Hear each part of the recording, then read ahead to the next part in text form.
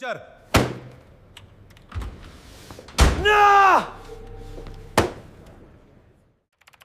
What do you think you are doing? Don't take your anger out on me. मनातल्या कप्प्यात दडलेलं शब्दांना आता मोकळ करा. नका ठेवू कोणतंही आवरण. स्वतःशी बोला, स्वतःसाठी जरा. मन मोकळ बोल, हो मन मोकळ बोल. चूक नसतानाही बॉसचा ओरडा खावा लागणं आणि त्या रागाच्या भरात स्वतःचं हसं करून घेणं. ऑफिसमध्ये काम करणाऱ्या प्रत्येकाने हा क्षण कधी ना कधी नक्कीच अनुभवला असेल, हो ना? आयुष्यात बऱ्याच गोष्टी आपल्या मनासारखे होत नसतात. खास करून जेव्हा कामानिमित्त 2 किंवा त्याहून अधिक व्यक्ती एकत्र येतात तेव्हा तिथे काम कमी आणि शक्ती प्रदर्शन जास्त होतं.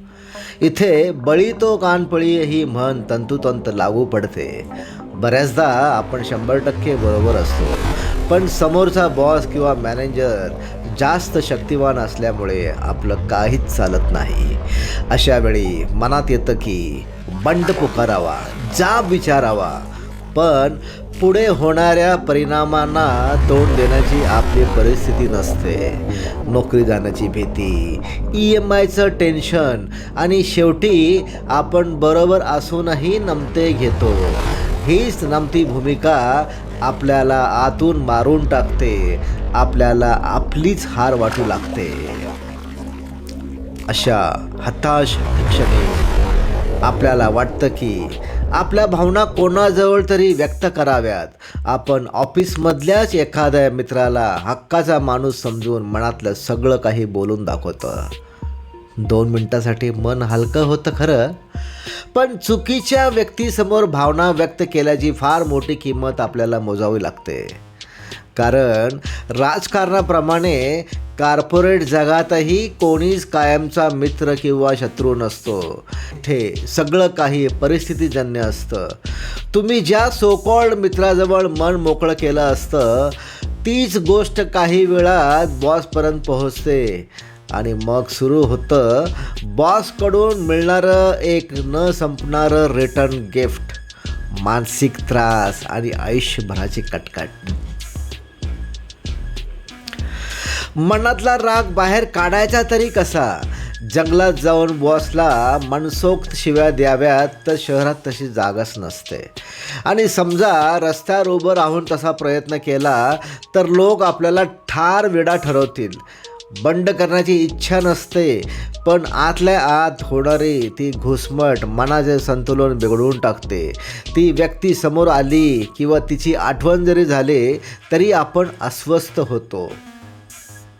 सर्व मानसिक त्रासातून, या घुसमटीतून मुक्ती मिळवण्याचा एक अतिशय सोपा आणि खात्रीशीर मार्ग आहे.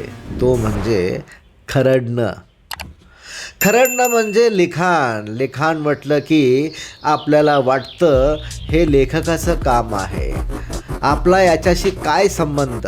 हो, पण थांबा. सकाळी उठल्यानंतर एक कोरा कागद आणि पेन घ्या. ज्या व्यक्तीबद्दल, ज्या घटनेबद्दल मनात राग आहे तो जसा जमेल तसा त्या कागदावर उतरवा. अगदी शिव्या द्यायच्या असतील तर त्याही लिहा. मनाचं समाधान होईपर्यंत खरडत राहा आणि त्यानंतर तो कागद कोणालाही वाचता येणार नाही अशा पद्धतीने फाडून त्याचे बारीक बारीक तुकडे करून कचरा डब्यात फेकून द्या. या उपायामुळे तुम्ही कोणासमोरही लहान न होता आपल्या मनातील निराशा आणि ताण पूर्णपणे शून्यावर आणू शकता. अर्थात हा अंतिम उपाय नसेलही, पण तुमच्या मनाला शांत करणारा एक तात्कालिक आणि अत्यंत प्रभावी उपाय नक्कीच आहे. करून बघा, ताण नक्कीच कमी होईल.